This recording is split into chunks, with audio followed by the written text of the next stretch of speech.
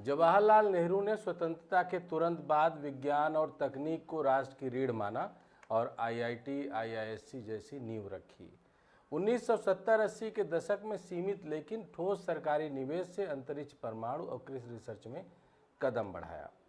1990 के बाद उदारीकरण ने निजी क्षेत्र को रिसर्च में खींचा, लेकिन सरकारी नीति और संरचना धीमी और असंगत थी।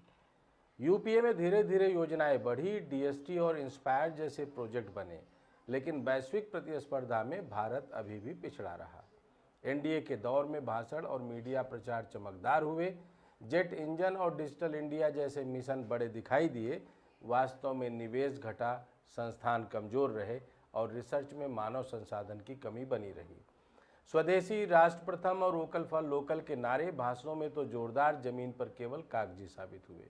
महिलाओं की भागीदारी कम, विश्वविद्यालयों में रिसर्च सीमित और युवा प्रतिभा अधूरी अवसरों के बीच फंसी रही।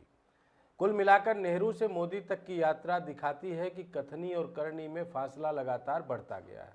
यह पोल खोलती है कि आज भी विज्ञान और तकनीक की वास्तविक ताकत नहीं, केवल शब्दों और नारों का तमाशा चल रहा है। नमस्कार, मैं डॉक्टर विजय शुक्ल। कल लाल किले से प्रधानमंत्री ने फिर वह भाषण दिया जो सुनने में गर्व और प्रेरणा का एहसास कराता है। जेट इंजन बनाओ, रिसर्चरों को स्वदेशी तकनीक विकसित करने दो, विज्ञान और इंजीनियरिंग में भारत को दुनिया में नंबर 1 बनाओ। डिजिटल इंडिया और स्टार्टअप इंडिया जैसे नारे सुनकर आम आदमी को लगता है कि देश की वैज्ञानिक शक्ति अब उड़ान भरने वाली है, लेकिन जब हम वास्तविक आंकड़ों और जमीन की स्थिति पर नज़र डालते हैं तो यह गर्व की भावना धीरे धीरे खट्टी हो जाती है और आंखें खोलने वाली सच्चाई सामने आती है। भारत ने 2012 में अपने जीडीपी का मात्र 0.76% रिसर्च और डेवलपमेंट पर खर्च किया था, जो 2020 में घटकर 0.64% रह गया, जबकि वैश्विक औसत 1.79% है। प्रति शोधकर्ता खर्च केवल $42 है, जबकि अमेरिका, इजराइल और दक्षिण कोरिया में यह आंकड़ा $2150 से $2183 तक पहुंचता है। यही कारण है कि हमारे वैज्ञानिकों को अत्याधुनिक उपकरण, प्रयोगशालाएं और संरचनात्मक सहारा न के बराबर मिलता है। और यह केवल पैसा ही नहीं है, समस्या ढांचे और नीति की भी है। देश में लगभग 40,000 उच्च शिक्षा संस्थान हैं, लेकिन केवल 1% ही रिसर्च में सक्रिय भूमिका निभाते हैं। 7,888 R&D संस्थानों में से 5200 प्राइवेट सेक्टर के हैं, जो अपने अनुसंधान को व्यावसायिक लाभ के लिए केंद्रित करते हैं। 2020-21 में मात्र 25,550 लोगों ने पीएचडी पूरी की, जिनमें से केवल 14,983 ने साइंस और इंजीनियरिंग में डिग्री प्राप्त की। हर 10 लाख आबादी पर केवल 263 लोग रिसर्च में लगे हैं, जबकि ब्राज़ील में यह आंकड़ा 888, दक्षिण अफ्रीका में 484 और मैक्सिको में 349 है। विज्ञान और इंजीनियरिंग के क्षेत्र में प्रकाशित कुल शोध पत्रों में भारत का योगदान केवल 5% है, जबकि चीन का 23% और अमेरिका का 15.5% है। पेटेंट की संख्या की बात करें तो 2021 में 61,573 रही, जबकि चीन से लगभग 16 लाख और अमेरिका से 6 लाख पेटेंट दर्ज हुए। इन आंकड़ों से स्पष्ट है कि लाल किले से कही गई जेट इंजन बनाओ जैसी बातें केवल भाषणबाजी हैं। कथनी और करनी में अंतर इतना बड़ा है कि यह हमारे वैज्ञानिक और युवा वर्ग के लिए शर्मनाक और हतोत्साहित करने वाला है। लेकिन यह अंतर केवल संसाधनों की कमी का परिणाम नहीं है, यह हमारी स्वदेशी नीतियों, राजनीतिक खेलों और कागजी बयानबाजी का भी नतीजा है। हम कहते हैं वोकल फॉर लोकल, स्वदेशी अपनाओ, राष्ट्र प्रथम और देश के युवाओं को प्रेरित करने वाले नारों की भरमार करते हैं, लेकिन असल में हमारी नीतियों ने उन्हें अनुसंधान और नवीनता से दूर धकेल दिया है।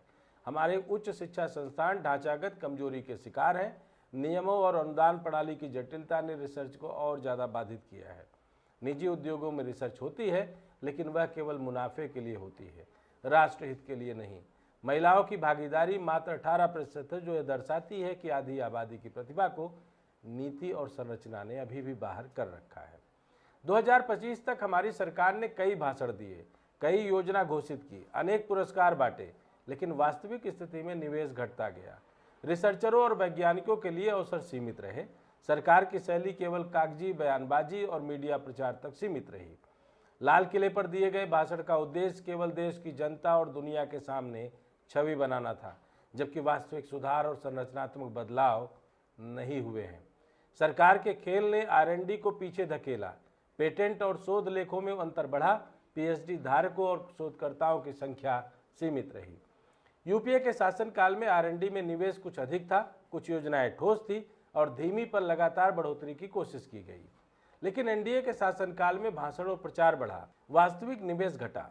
एनडीए ने जेट इंजन बनाओ, स्टार्टअप इंडिया, डिजिटल इंडिया जैसे नारे जोर शोर से लगाए, लेकिन इनके परिणाम केवल कागज पर चमकदार दिखे। वास्तविकता में विज्ञान और इंजीनियरिंग के क्षेत्र में भारत वैश्विक प्रतिस्पर्धा में पिछड़ता गया। चीन, अमेरिका और दक्षिण कोरिया जैसे देश अरबों डॉलर और संरचनाओं में निवेश कर रहे थे, जबकि हम केवल भाषणों और नारों में आगे बने हुए थे। यह सब केवल भाषण और नारे नहीं है, यह हमारी नीति और प्रशासनिक प्राथमिकताओं का जीता जागता सबूत है। हम अपनी महत्वाकांक्षाओं को लाल किले के भाषणों तक सीमित रखते हैं, वास्तविकता में उन्हें पूरा करने के लिए संसाधन, संरचना और दीर्घकालिक योजना हमारे पास है ही नहीं।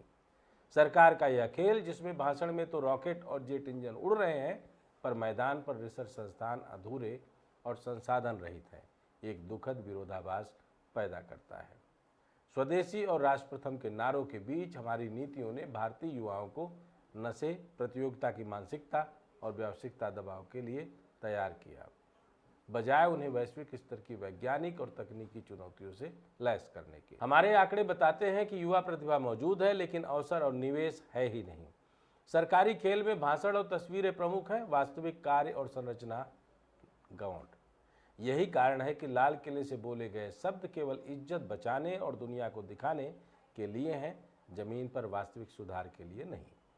देश के वैज्ञानिकों और शोधकर्ताओं के पास संसाधन की कमी, संरचनात्मक बाधाएं और सीमित अवसर हैं। इस खेल में कथनी और करनी के बीच अंतर इतना बड़ा है कि इसे नज़रअंदाज नहीं किया जा सकता। स्वदेशी, वोकल फॉर लोकल और राष्ट्र प्रथम के नारे केवल नीतिगत प्रचार हैं, जबकि असली चुनौती यह है कि देश की रिसर्च और विज्ञान प्रणाली को मजबूत किया जाए। अगर हम वास्तव में जेट इंजन बनाना चाहते हैं, अगर हम तकनीकी और वैज्ञानिक दृष्टि से वैश्विक प्रतिस्पर्धा में बढ़त चाहते हैं, तो हमें भाषणों और नारों के बजाय निवेश, संरचना और मानव संसाधनों में सुधार करना होगा। सरकार का कागजी खेल, लाल किले का भाषण और नारों का ढिढोरा केवल मीडिया और दुनिया को प्रभावित करता है। देश के वैज्ञानिक और शोधकर्ता इससे प्रेरित नहीं होते।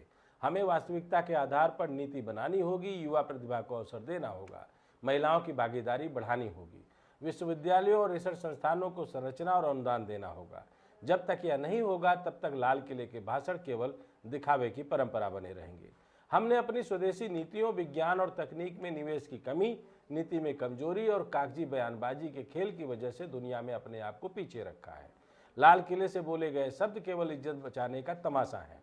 असली काम और सुधार का बोझ हमारे वैज्ञानिक और युवा वर्ग पर ही है।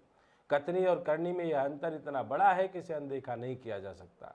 देश को चाहिए कि वह भाषणों की चमक में खोए बिना सच्चे निवेश, संरचना और नीति सुधार के माध्यम से वैज्ञानिक और तकनीकी शक्ति को मजबूत करे। तभी वोकल फॉर लोकल, स्वदेशी और राष्ट्र प्रथम जैसे नारे असल में अर्थपूर्ण बनेंगे और लाल किले के भाषण केवल कागजी शो नहीं रहेंगे। जय हिंद, जय भारत।